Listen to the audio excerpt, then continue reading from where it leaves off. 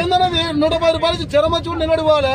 ఆ లేడీస్ కి పరిస్థితి ఫ్రీ సీట్ అన్నా లేడీస్ ఇవ్వటాలి. లేకుంటే ఈ చంద్రుడు ఇంత రోజు అన్న 5 రోజులు 6 రోజు పోతున్నా అన్న, ఒక్క రోజు కూడా సీట్ దొరకలేదు.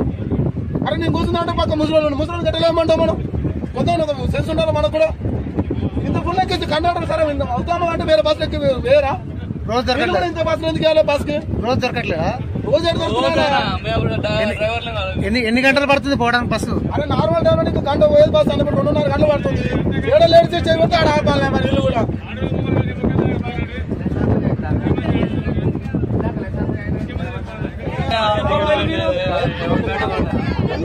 అందరికీ ఒకటే బస్సు పెట్టి ఇబ్బంది అయిపోయాయి. ఇప్పుడు లేడీస్ కి లేడీస్ సపరేట్ బస్సు పెట్టాలి.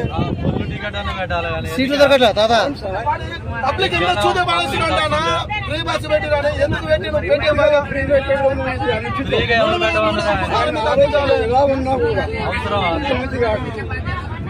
చెప్పు ఇంకా చెప్పు.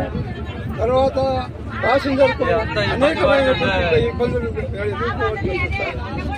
వాళ్ళకి వేరే బస్సు కేటాయించాలి.